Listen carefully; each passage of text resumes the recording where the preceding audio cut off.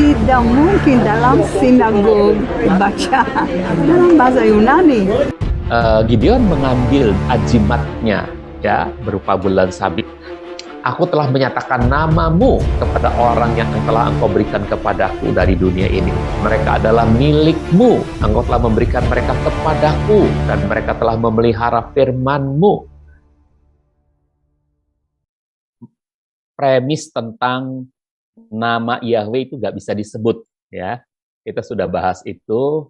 Premis tentang nama Yahweh nggak bisa disebut. Nah, hari ini kita akan lanjutkan pada premis berikutnya. Premis nama Yahweh tidak bisa disebut itu sudah selesai, ya. Ternyata bukti-buktinya membuktikan bahwa kita bisa menyebut, bahkan orang Yahudi sendiri menyebut nama Yahweh gitu ya. Ada orang Yahudi yang pada masa sekarang ternyata dibukakan matanya, mata rohaninya, sehingga mereka pun berani menyebut nama Yahweh. Ya, baik, Ibu Bapak dan Saudara, sekarang kita masuk pada bagian ini, premis yang berikut. Mohon maaf, ini agak sedikit tertutup, saya punya, mohon maaf. Ya, jadi Yesua dan para muridnya tidak pernah menyebut nama Yahweh. Kami menyebut Yesus itu dengan Yesua, ada juga yang mungkin kepengen pakai Yahsua, Yehosua, terserah, ya. Yesus pun boleh gitu ya. Nah, oke. Jadi premis yang berikut ini, premis bahwa Yesua dan para muridnya tidak pernah menyebut nama Yahweh. Jadi mereka punya paradigma semacam ini. Yesus saja, Yesua saja tidak pernah menyebut Yahweh, dan tidak pernah mengajari murid-muridnya untuk menyebut Yahweh. Dia menyebutnya Bapa. Itulah yang diajarkannya kepada para muridnya. Jadi, mengapa kita harus menyebut Yahweh? Itu paradigma mereka. Jadi ya, karena ada premis semacam ini, Yesua dan para muridnya tidak pernah menyebut Yahweh, jadi mengapa kita harus menyebut Yahweh, katanya ya. Nah, oke. Untuk menjawab paradigma semacam ini, premis semacam ini, kami itu punya 4 argumen, 4 jawaban, ya, 4 jawaban yang argumentatif tentunya. Namun sebelum menguraikan satu persatu, terlebih dahulu kami akan menyampaikan fakta empiris dulu. Fakta empiris bahwa jika sebuah versi terjemahan kitab suci tidak memuat sebuah kata yang seharusnya termuat, ya, misalnya nama Yahweh itu nggak termuat, ya, maka pembaca tidak pernah tahu tentang kata tersebut. Padahal kata tersebut mungkin saja sangat penting untuk diketahui pembaca. Nah, saya ambil contoh di sini sebagai bukti empiris, ya. Misalnya kata bulan sabit. Nah, kata bulan sabit itu ternyata dalam bahasa asli Alkitab ada pada Hakim-Hakim 8 ayat 21. Ya, tapi karena TBLAI, Alkitab yang secara umum dipakai oleh masyarakat Kristen di seluruh Indonesia, tidak memuat kata bulan sabit, maka hal yang sangat penting tentang bulan sabit tidak pernah diketahui oleh orang percaya, gitu ya. Nah, ini salah satu contoh kata bulan sabit misalnya ya. Nah, mengapa saya mengambil contoh ini sebelum kita menjawab argumen, sebelum kita berargumen bahwa Yesus dan para muridnya pasti menyebut Yahweh gitu ya. Sebelum kita menjawab itu, saya hendak memberi contoh ini dulu. Apakah ada kebetulan atau memang merupakan nubuatan? Kita juga tidak tahu, tapi saya harap pelajaran mengenai hal ini jangan sampai saudara pakai untuk menjelek-jelekan pihak lain ya. Saya berharap saudara-saudara betul-betul mengerti, memahami untuk konsumsi sendiri, untuk memahami sendiri bahwa ternyata ada sesuatu. Ya, oke, mari kita lihat tentang Hakim-Hakim 8 ayat 21. Nah, dalam Hakim-Hakim 8 ayat 21, menurut Bible Works ya, di sana ada kata begini nih ya. Dalam New Jerusalem Bible ya, And he took the crescents. He took the crescents from round their camel's neck. Jadi he took the crescent. Jadi crescent itu di sini ada haronim. Hasyar haronim, ya. Ini saharonim ini adalah crescent. Memang ada beberapa terjemahan yang hanya menerjemahkannya moon, tapi dua terjemahan di sini, New American Bible dan New Jerusalem Bible, menuliskan crescent. Crescent itu bulan sabit. Hanya saja dalam LAI tertulisnya, kalau Bill dulu ya, dalam Alkitab kita, ILT maupun Bill, lalu Seba dan Salmuna berkata, engkau sendiri bangunlah dan paranglah kami, sebab sebagaimana orangnya, begitu pula kekuatannya. Maka bangunlah Gideon, membunuh Seba dan Salmuna, kemudian diambilnya kalung-kalung bulan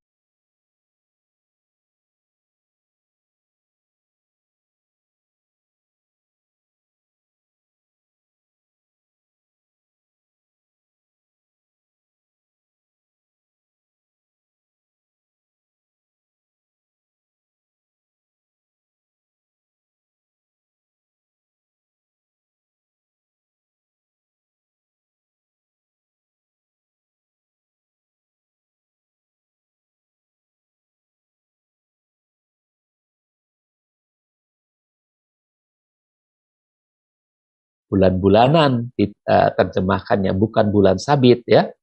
Nah, diambilnya bulan-bulanan. Nah, karena bulan-bulanan kita nggak dapat pengertian bulan sabit, sehingga tidak pernah mengerti bahwa dalam Alkitab orang Kristen ada kata bulan sabit. Sedangkan dalam King James, dalam New American Bible, dalam New Jerusalem Bible, semua mengatakan crescents ya, bulan sabit. Nah, apa sih intinya dari hal ini? Ternyata ada sesuatu yang salah pada kehidupan Gideon sesudah ini, sesudah mengambil kalung bulan sabit pada leher unta-untanya Seba dan Salmuna. Saudara-saudara, ini merupakan perlambangan yang dibawa perang oleh Seba dan Salmuna. Dan perlambangan semacam ini itu bagi orang-orang yang paganis itu adalah ajimat mereka. Jadi ajimatnya Seba dan Salmuna itu kalung-kalung bulan sabit atau cincin-cincin bulan sabit, anting-anting bulan sabit. Kalau rajanya tentu kalung di untanya itu besar sekali. Kalau prajuritnya bisa jadi hanya anting-anting tapi ada gambar bulan sabitnya juga. Karena itu adalah ajimatnya mereka gitu ya.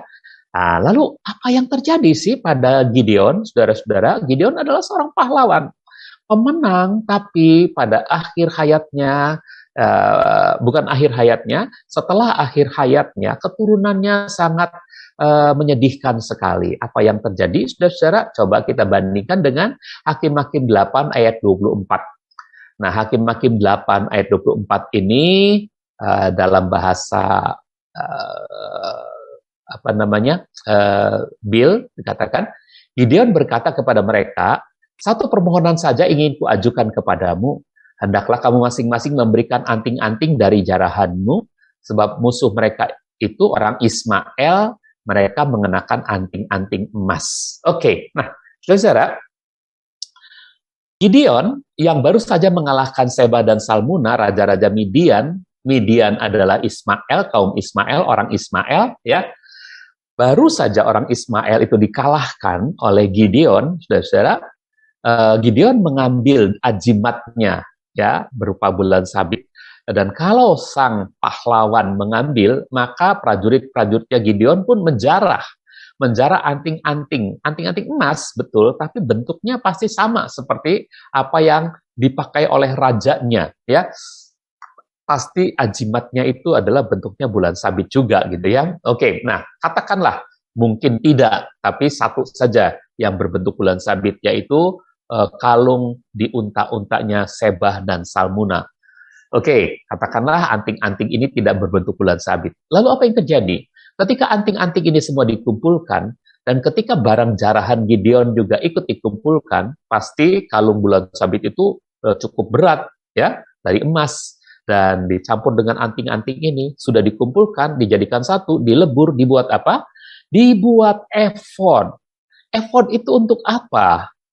Untuk menyatakan kepada orang Israel bahwa inilah yang menolong mereka, gitu. Saudara-saudara, jelas orang Israel kemudian menyembah efod bikinan Gideon itu. Saudara-saudara, begini ceritanya. Orang-orang Israel yang merasakan kemenangan luar biasa di bawah pimpinan Gideon, mereka datang kepada Gideon, mereka berkata, mulai sekarang engkaulah raja kami ya Gideon. Tapi dari jawaban Gideon yang pertama, itu masih dalam urapan Tuhan. Gideon menjawab dengan sangat bijaksana sekali, biarlah Yahweh saja yang menjadi raja. Jadi dia mengharapkan orang Israel tahu bahwa kemenangan itu datangnya dari Yahweh. Lalu Gideon bilang, biarlah Yahweh saja yang menjadi raja. Baru selesai dia bicara begitu, tiba-tiba ada spirit lain yang bekerja. Sampai kemudian dia bilang begini, kalau begitu kumpulin deh anting-antingnya. Semua anting-anting barang rampasan itu dikumpulkan, dan Gideon sendiri tentu mengumpulkan rampasannya, berupa kalung bulan sabit dari leher unta, Sebah, dan Salmuna itu, lalu dilebur dan dijadikan baju efod dari emas. Dan orang Israel akhirnya menyembah pada baju efod itu. Saudara-saudara, mereka telah melakukan sinkritisme. Seharusnya Yahweh saja yang disembah, tapi mereka akhirnya menyembah baju efod itu.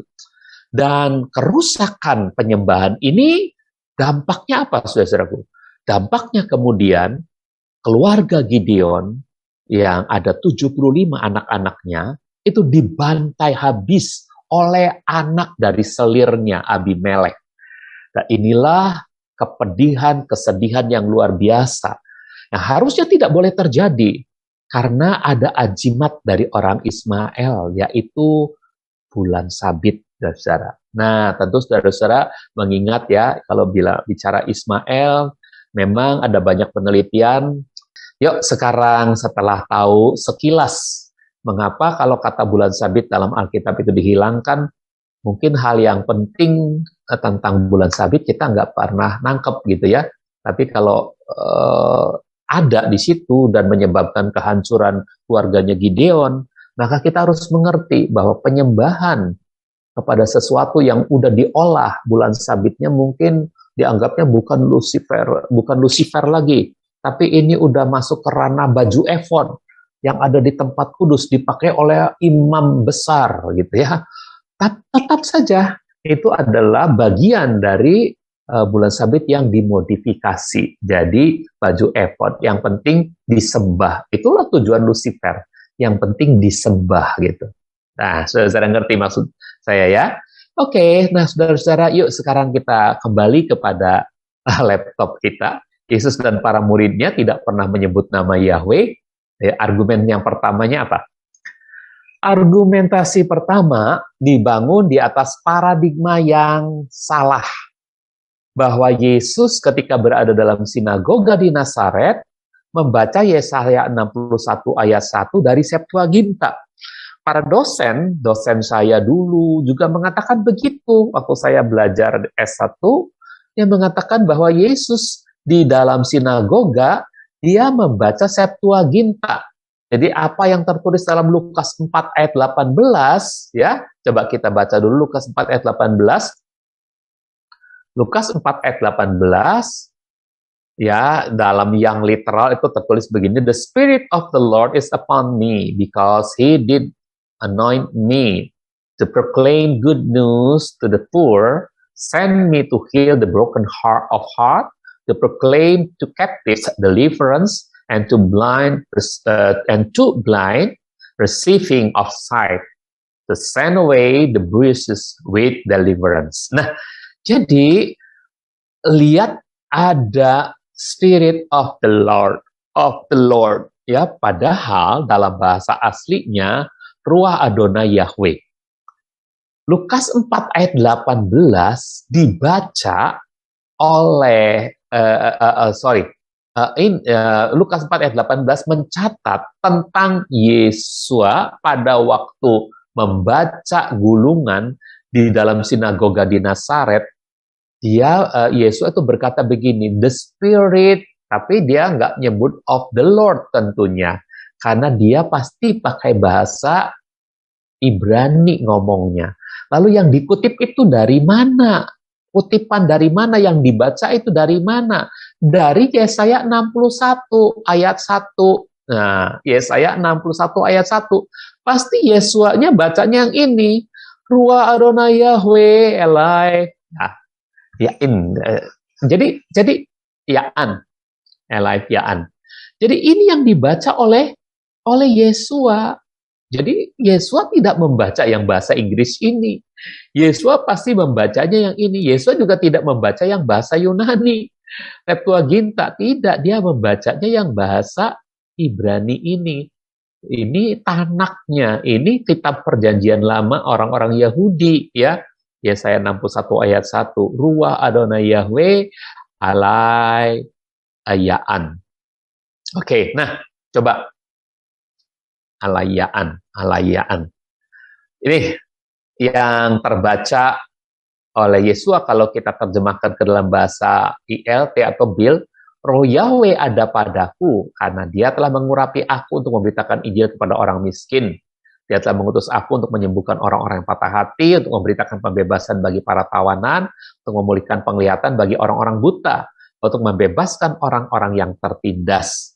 Jadi Yesua itu membacanya Yesaya 61 ayat 1. Dia kutip, dia baca. Dia tidak membaca Septuaginta. Nah, buktinya dari mana bahwa dia tidak membaca Septuaginta? Pada kajian-kajian terakhir, banyak orang membuktikan bahwa yang dibaca oleh Yesua dalam Lukas 4 ayat 18 adalah Yesaya 61 ayat 1 dari Tanak, bukan dari Septuaginta, bukan. Contohnya, Pak Roy, tolong putar film dari Romo Bayu ya. Oke, dari sini mulai. Zaman semuanya yang saya bicarakan, zaman sebelum Tuhan Yesus. 2000 tahun sebelum Tuhan Yesus, 1300 tahun sebelum Tuhan Yesus, 600-an tahun sebelum Tuhan Yesus. Ini semuanya adalah cerita sebelum Tuhan Yesus. Berarti belum ada Tuhan Yesus, belum ada para rasul, belum ada iman Kristen, belum ada agama yang kita anut seperti sekarang ini. Yang ada baru agama Yahudi. Jadi mereka itu semua adalah orang Yahudi. Nabi-nabi itu orang Yahudi, gampangnya mereka KTP-nya agama Yahudi. Nah kemudian terbentuk perjanjian lama dari tadi itu. Nah, dari Musa terbentuk Taurat, dari nabi-nabi, kumpulan nabi-nabi, lalu tulisan-tulisan yang lain, maksudnya yang bukan Taurat dan bukan nabi-nabi. Yang lain itu seperti apa ya? Misalnya seperti tulisan dalam Alkitab, kalau kita membaca kitab Rut, itu bukan nabi kitab Rut. Kemudian kitab Mazmur, kitab Amsal, itu bukan nabi-nabi juga. Meskipun yang menulis juga para nabi, tetapi digolongkan yang lain. Nah ini perjanjian lama terbentuknya begitu. Ini teks asli perjanjian lama. Kalau sekarang Bapak dan Ibu saudara-saudari itu membuka Alkitab kan dalam bahasa Indonesia, itu terjemahan Alkitab sebenarnya. Kalau kita mau melihat teks asli Alkitab itu seperti ini. Ini perjanjian lama, ditulis di dalam bahasa Ibrani dan aksara atau huruf Ibrani. Seperti inilah. Ini dibaca dari kanan ke kiri.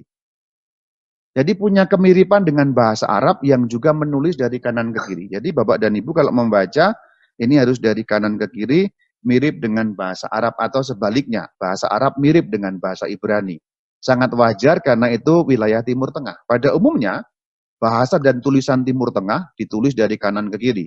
Inilah tulisan bahasa yang dipakai zaman Musa dan zaman sebelum Tuhan Yesus. Sampai zaman Tuhan Yesus pun sudah masih dipakai. Kalau diceritakan dalam Injil Lukas 4 misalnya, Tuhan Yesus membaca dari Alkitab, teks inilah yang dibaca. Dalam arti teks seperti inilah yang dibaca oleh Tuhan Yesus. Teks bahasa Ibrani dengan tulisan Ibrani. Yang Tuhan Yesus baca bukan teks bahasa Yunani, Septuaginta. Jadi perjanjian lama sempat diterjemahkan ke dalam bahasa Yunani, ketika orang-orang Yahudi yang ada di diaspora itu membutuhkan Alkitab, mereka minta ke Yerusalem supaya kalau bisa ada imam-imam yang mengerjakan penerjemahan. Mereka beri tempat. Tempatnya ada, kami siapkan tempatnya untuk para imam bisa memakai tempat secara leluasa di kota Alexandria. Para imam-imam ini berkumpul, 70 tua-tua ini imam, kemudian mereka menerjemahkan ke dalam bahasa Yunani. Dan hasil terjemahan ke dalam bahasa Yunani itulah yang kemudian dipakai oleh banyak terjemahan-terjemahan sekarang. Padahal pada terjemahan kesekian pada salinan kesekian dari terjemahan Yunani, kata Yahweh itu sudah dihilangkan. Mengapa? Karena kata Yahweh itu walaupun pada terjemahan pertama para imam takut membuangnya, jadi ketika dia menulis pakai huruf-huruf Yunani, begitu ketemu Yahweh, dia tetap tulis Yod, He, Vav, He. Tapi ketika menyuruh orang-orang Kristen di diaspora itu, di Alexandria dan di kota-kota lainnya membaca, maka begitu mereka baca dalam bahasa Yunani, ketemu Yahweh, Yod, He, Vav, He, mereka harus menyebutnya Adonai.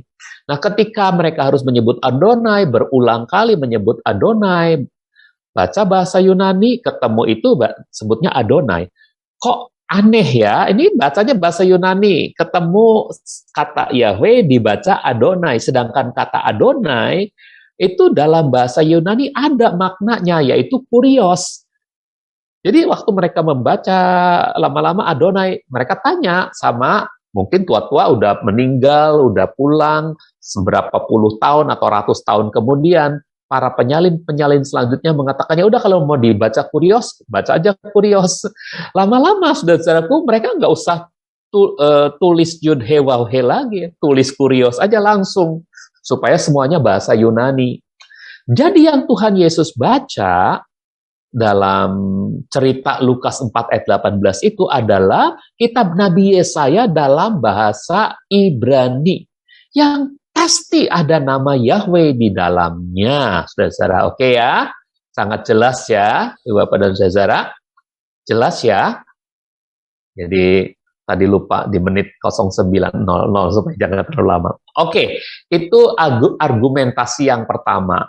Jadi, apakah Yesus menyebut nama Yahweh? Pasti, ya. Bahkan ketika pertama dia ada di sinagoga di Nazaret, dia membuka kitab Yesaya 61 ayat 1, maka dia baca, Roh Yahweh ada padaku, gitu ya.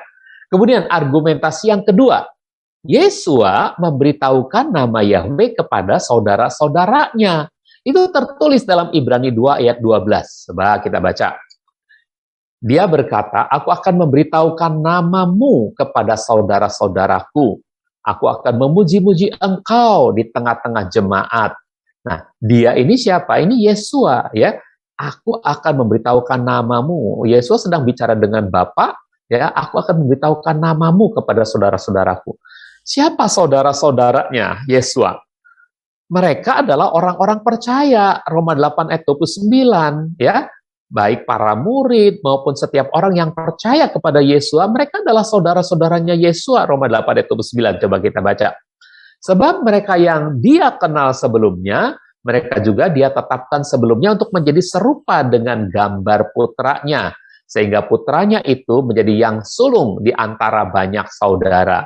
Jadi Elohim sudah mengenal manusia sebelum dia dilahirkan, bahkan sebelum dikandung, ya. Ya, dan manusia atau mereka itu ditetapkan Elohim untuk menjadi serupa dengan gambar putranya.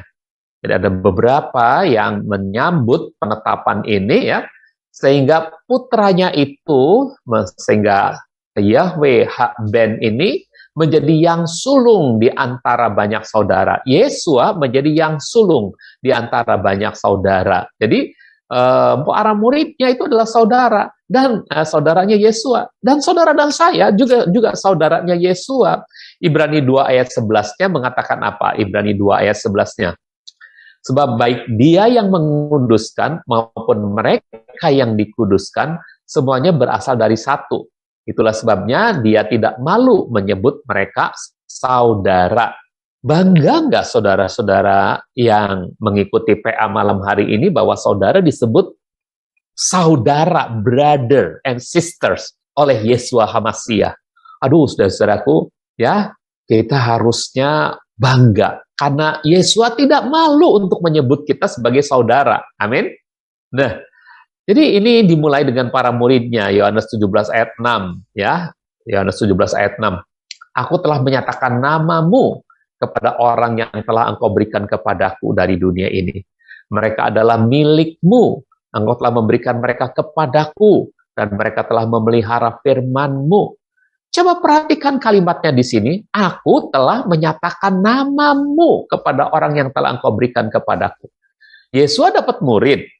Lalu Yesua bilang sama Bapa, laporan sama Bapa Yahweh, aku telah menyatakan namamu kepada orang yang telah engkau berikan kepadaku. Apakah ini laporan bodong, laporan asal Bapak senang, asbun?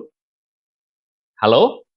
Tentu ini serius. Nama Bapa sudah dinyatakan oleh Yesua kepada para muridnya. Betul nggak? Jadi kalau begitu Yesua menyebut nama Yahweh nggak? Pasti menyebut, saudara. Ayat 26 ya, ayat 26 coba kita lihat. Aku telah memberitahukan namamu kepada mereka, dan akan memberitahukannya lagi, supaya kasih yang dengannya engkau mengasihiku dapat menetap di dalam mereka, dan aku pun di dalam mereka. Saudara, dengan memberitahukan nama Bapa kepada para murid Yesua, ya, dan Yesus akan memberitahukannya lagi, artinya nggak cuma sekali, ya, terus-menerus mengingatkan. Itu ternyata tujuannya adalah supaya kasih yang dengannya Bapa telah mengasihi Yesua itu dapat menetap di dalam hati para murid. Saudara-saudaraku, jadi kasih surgawi itu bisa ada di dalam diri saudara, dimeteraikan oleh nama Yahweh. Tanpa itu, saudara-saudaraku, ini kasih itu nggak bisa menetap, saudara-saudara. Ya, ini ayat ini mengatakan supaya kasih yang dengannya engkau telah mengasihi dapat menetap di dalam mereka, dan aku pun di dalam mereka. Jadi Yesua sungguh-sungguh menyatakan namanya kepada para muridnya. Halo, pasti ya. Oke, selama di dunia ini Yesua memelihara mereka dalam nama Bapa, yakni Yahweh. Dan Yesua memohon kepada Bapa setelah dia pulang ke surga nanti, Bapa tetap memelihara mereka dalam namanya. Yohanes 17 ayat 11, coba. Yohanes 17 ayat 11 dan ayat 12. Ayat 11. Aku tidak lagi akan berada dalam dunia karena aku akan datang kepadamu. Tapi mereka ini masih ada di dalam dunia. Ya Bapa yang kudus, peliharalah mereka dalam namamu, yakni nama yang telah engkau berikan kepadaku, supaya mereka dapat menjadi satu sama seperti kita. Peliharalah mereka dalam namamu, yakni nama yang telah engkau berikan kepadaku. Ada nama yang diberikan Yahweh kepada Yesua. Nama apa? Ya nama Yahweh.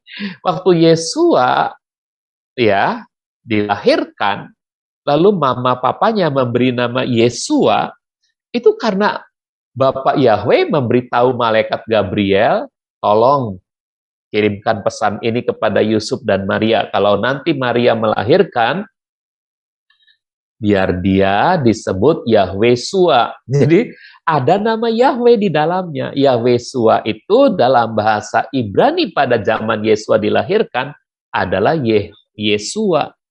Yahweh-Sua itu adalah Yesua. Sehingga dalam kata Yesua itu terkandung nama Yahweh gitu ya.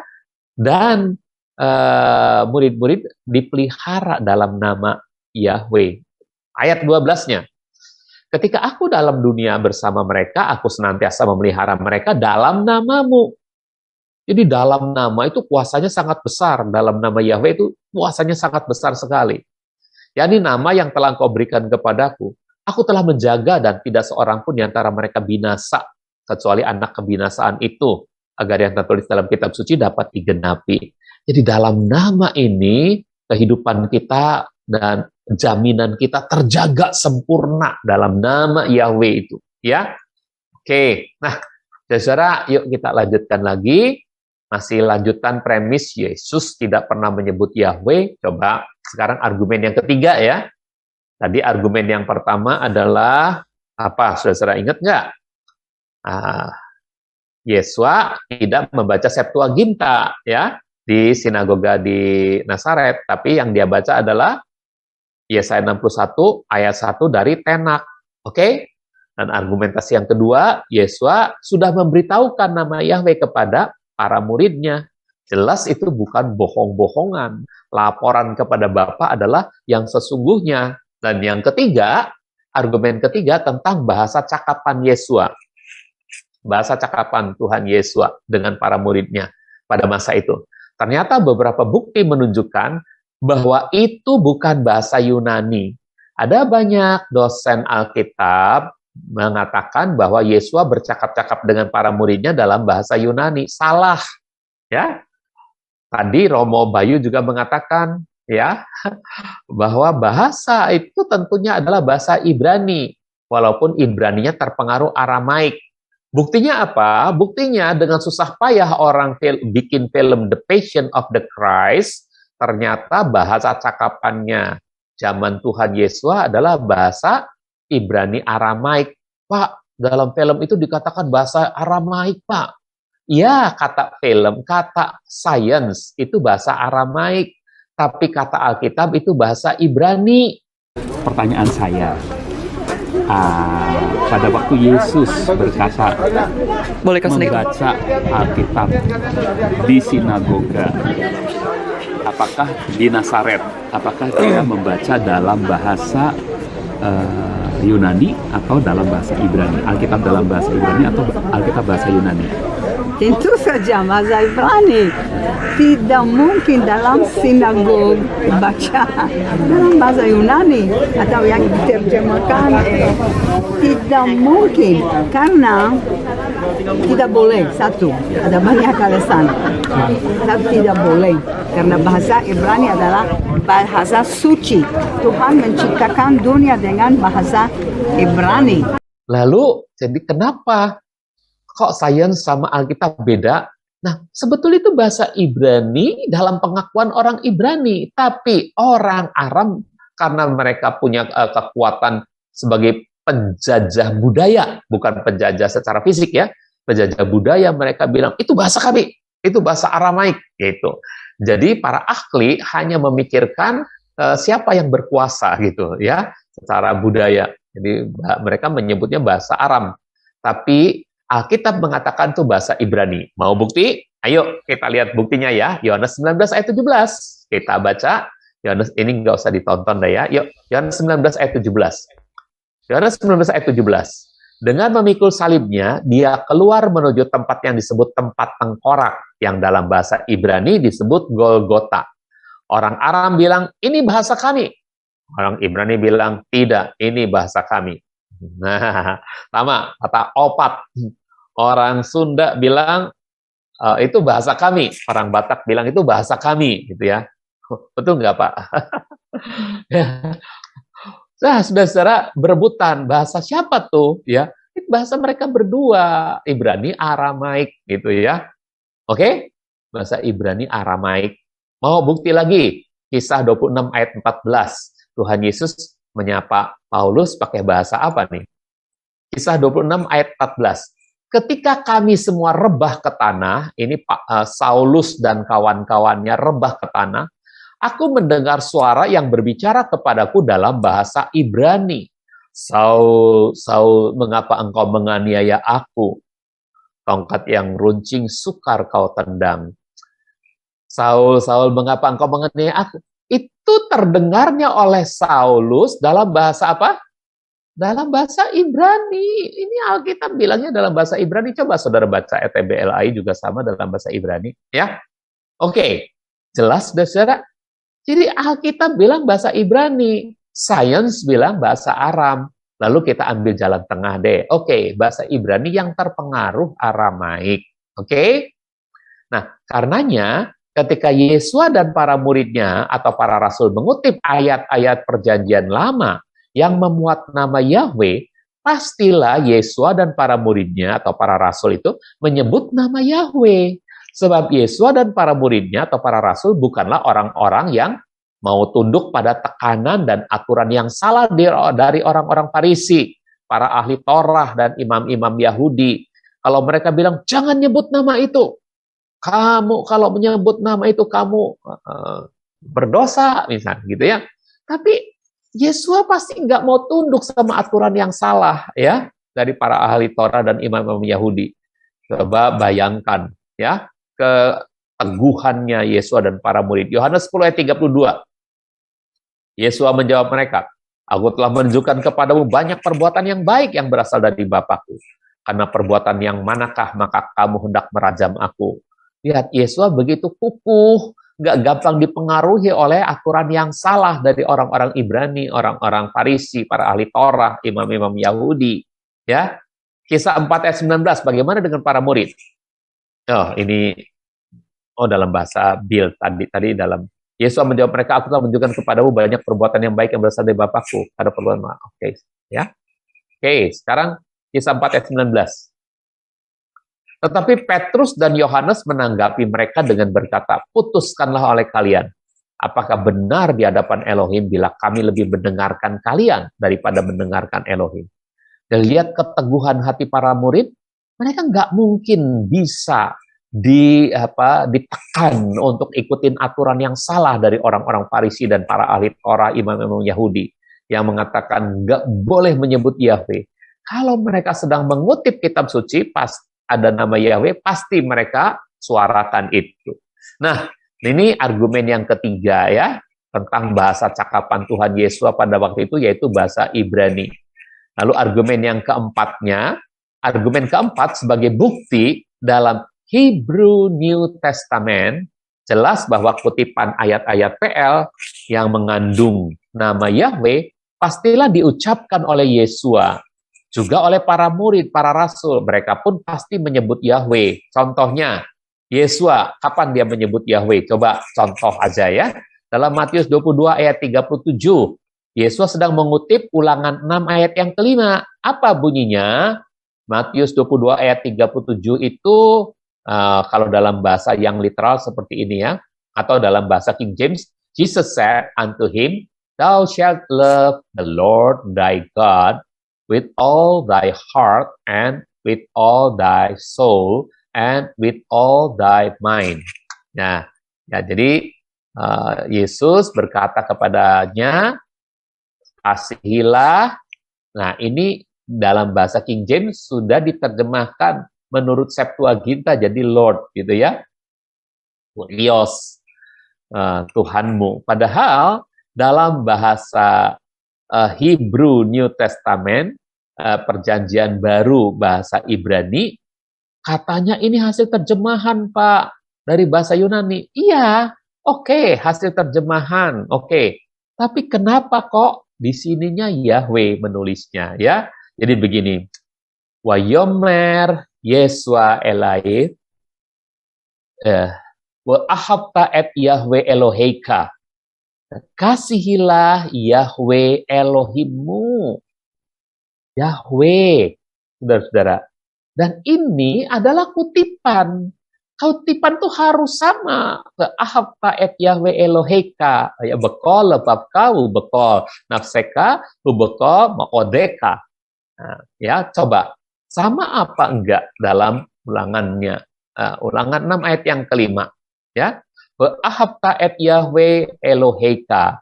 Bekol lebabka ubekol nafseka ubekol maodeka. Jadi sama. Apa yang dikutip dan apa yang tertulis di dalam perjanjian barunya itu harus sama, ya, sama. Oke? Nah, pasti Yesua mengucapkan ini, ya. Waktu ditanya oleh seseorang, apakah hukum pertama? Maka Yesua mengatakan, kasihilah Yahweh Elohimmu. Menyebut Yahweh, ya. Nah, oke, sekarang bandingkan lagi ayat berikutnya nih, contoh Yesua menyebut Yahweh lagi dalam Matius 4 ayat yang keempat. Matius 4 ayat 4. Ki alko moza pi Yahweh. Ini ki alko moza pi Yahweh adalah tetapi oleh semua yang keluar dari mulut Yahweh. Ini di sini di bahasa Yunani udah jadi theos, udah jadi God. Padahal bahasa aslinya mulut Yahweh gitu ya. Karena apa? Karena ini kutipan. Kutipannya dari Ulangan 8 ayat yang ketiga. Ulangan 8 ayat yang ketiga itu sama. Ki alko mosa pi Yahweh. Ki alko mosa pi Yahweh. Jadi itu ya adalah kutipan, jadi sama bunyinya gitu. Pasti Yesua membacanya ada kata Yahweh di sana dari mulut Yahweh. Tapi oleh semua yang keluar dari mulut Yahweh. Jadi Yesua pasti menyebut Yahweh. Lalu para murid menyebut Yahweh enggak? Nah, contoh ya, Kisah 1 ayat 24 ya. Ini para murid menyebut Yahweh enggak? Dan setelah berdoa, mereka berkata, Engkau ya Tuhan. Nah, terjemahannya begitu ya. Padahal mereka berdoa dan berkata, Ya Yahweh. Ya, Atah Yahweh, ya Yahweh, engkaulah ya. Atah Yahweh, ya Yahweh engkaulah gitu. Atah Yahweh gitu. Jadi sebetulnya yang diucapkan oleh para murid ya itu adalah menyebut Yahweh. Betul nggak? Ya, mereka menyebut Yahweh ya. Atah Yahweh. Nah, ya, wa yomer ru, wa yimru, wa yimru Atah Yahweh. Ya, jadi jelas sekali di sini bahwa para murid itu menyebut nama Yahweh. Kemudian Petrus menyebut Yahweh enggak? Coba waktu dia mengutip Yoel 2 ayat 32. Kol asher yikra beshem Yahweh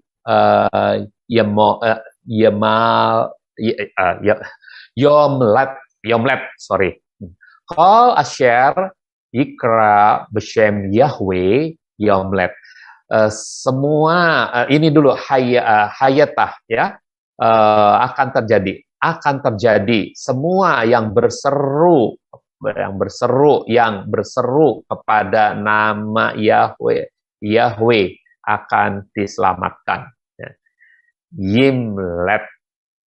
Oke, nah itu dia saudara-saudara ya. Jadi apa yang diucapkan oleh Petrus itu mengutip dari mana? Dari Yoel pasal 3 pasal 2 ayat 32 ya. Jadi Kol asyarika beshem Yahweh. Ya. Jadi wahayah kol asyer yikra beshem Yahweh. Jadi sangat jelas sekali sama kutipannya Yoel 2 ayat 32 dengan apa yang dibaca oleh apa yang disebutkan oleh Petrus dalam Kisah 2 ayat 21. Yang mana lagi? Coba yang 1 Petrus ini udah 1 Petrus 1 ayat 25. 1 Petrus 1 ayat 25 sebagai contoh ya.